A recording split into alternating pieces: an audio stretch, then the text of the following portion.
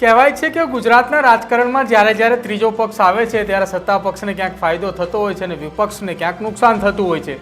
ભૂતકાળ આપણે જોઈ લઈએ, શંકરસિંહ બાપુએ પણ પક્ષની શરૂઆત કરી હતી, કેશુબાપાએ પણ પક્ષની શરૂઆત કરી હતી અને આમ આદમી પાર્ટી આવી. આ તમામ વખતે ભારતીય જનતા પાર્ટીને ક્યાંક ફાયદો જોવા મળ્યો. પરંતુ આપણે ત્યાં કોઈ પણ કામ કરવાનું હોય તો એ કામ આપણે વિજય મુહૂર્ત એટલે કે 12:39 કરતા હોઈએ છીએ. પરંતુ ક્યાંક આ જ કામ જો દશેરાના દિવસે વિજય મુહૂર્તના સમયમાં કરવામાં આવે તો કામમાં કેટલી સફળતા મળે. નમસ્કાર, આપ જોઈ રહ્યા છો ન્યૂઝ રૂમ ને આપની સાથે હું છું પ્રદીપ. આજે એક એવા સમાચાર સામે આવ્યા છે એટલા માટે જ હું હસતા હસતા વાત કરી રહ્યો છું કે ગુજરાતની જનતાને હવે વધુ એક નવો રાજકીય પક્ષ મળી રહ્યો છે. છેલ્લા કેટલાક સમયથી આ ચર્ચાઓ ચાલી રહી છે અને આ ચર્ચાઓની વચ્ચે ગુજરાતની અંદર ક્ષત્રિય સમાજનું શક્તિ અસ્મિતા મંચ નામનું એક નવું મંચ ઉપસ્થિત થયું. છેલ્લા કેટલાક સમયથી રાજનીતિની અંદર વિરામ રહી રહેલા શંકરસિંહ બાપુ હવે ફરી વખત એક્ટિવ મોડમાં જોવા મળ્યા છે.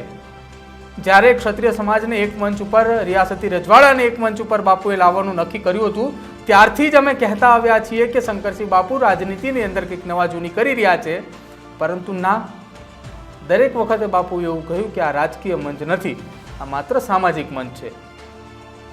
વાત ત્યારે ના માની, પરંતુ ભાવનગરના યુવરાજ દ્વારા જ્યારે પત્રકાર પરિષદને સંબોધી રહ્યા હતા ત્યારે તેમણે કહ્યું કે આ રાજકીય પક્ષ આગામી સમયની અંદર ક્યાંક બની શકે છે. આ તમામની વચ્ચે હવે દશેરાના બીજા દિવસે શંકરસિંહ બાપુએ પોતાના નિવાસ સ્થાને એક મોટો કાર્યક્રમનું આયોજન કર્યું છે અને દશેરાના દિવસે ક્યાંક જાહેરાત થશે તમામ જગ્યાઓ ઉપર કે આવતીકાલે ગુજરાતની અંદર નવા રાજકીય પક્ષની જાહેરાત થશે અને એ રાજકીય પક્ષની જાહેરાત શંકરસિંહ બાપુ કરશે. અમારા વિશ્વસનીય સૂત્રો પાસેથી એ પણ માહિતી મળી રહી છે કે શંકરસિંહ બાપુએ આ નવા પક્ષની જાહેરાત કરવા પાછળ દશેરાના બીજા દિવસે 200 ઘોડાનો ઓર્ડર પણ આપ્યો છે. હવે વિચાર કરો, ગુજરાતની આમ તો વિધાનસભાની બેઠક 182 ગણી આપણે તો પણ પાછળ 18 ઘોડા વધે છે. તો એવી પણ વાત છે કે 18 ઘોડા ઉપર ક્ષત્રિય સમાજના રિયાસતી રજવાડા જેટલા એક મંચ ઉપર એકત્રિત થયા હતા, જેમને મંચનું અધ્યક્ષસ્થાન આપવામાં આવ્યું હતું, કાર્યકારી અધ્યક્ષ બનાવ્યા હતા, ઉપાધ્યક્ષ બનાવાયા હતા, એમને પણ એમાં સ્થાન મળે. તો પણ છેલ્લે ગણવા જઈએ તો 8 થી 10 જેટલા વધે છે. હવે 8 થી 10 જેટલા જે ઘોડા વધી રહ્યા છે એમાં એવું માનવામાં આવી રહ્યું છે કે પહેલા ઘોડા ઉપર સવાર શંકરસિંહ બાપુ આગળ આવશે અને ત્યારબાદ એમનું સંગઠન આવશે અને પછી 182 જેટલા ઉમેદવાર જે છે તે આવશે. હવે આ 200 ઘોડા પાછળનું રહસ્ય શું છે એ શંકરસિંહ બાપુ જાણી રહ્યા છે.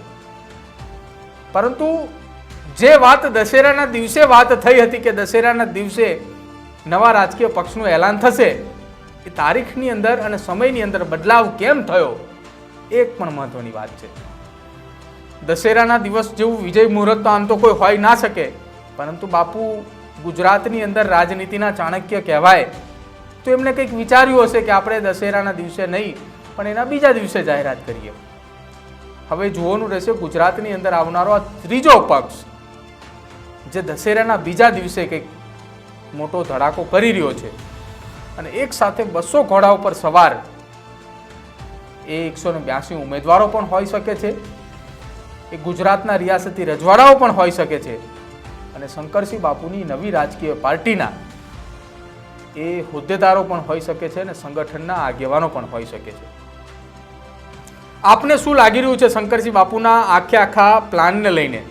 બાપુએ 200 ઘોડા ઓર્ડર તો કર્યા, પણ આ 200 ઘોડા ઉપર બેસાડવાના કોને છે? જો આપ એમાંથી કોઈના નામ જાણતા હોય અથવા આપ એ 200 ઘોડા વિશે વિગત જાણતા હોય તો અમારા કોમેન્ટ બોક્સની અંદર જરૂર જણાવજો. અમારી ચેનલ ન્યૂઝ રૂમને આપ આજે જ લાઈક કરજો, શેર કરજો અને સબસ્ક્રાઈબ કરજો.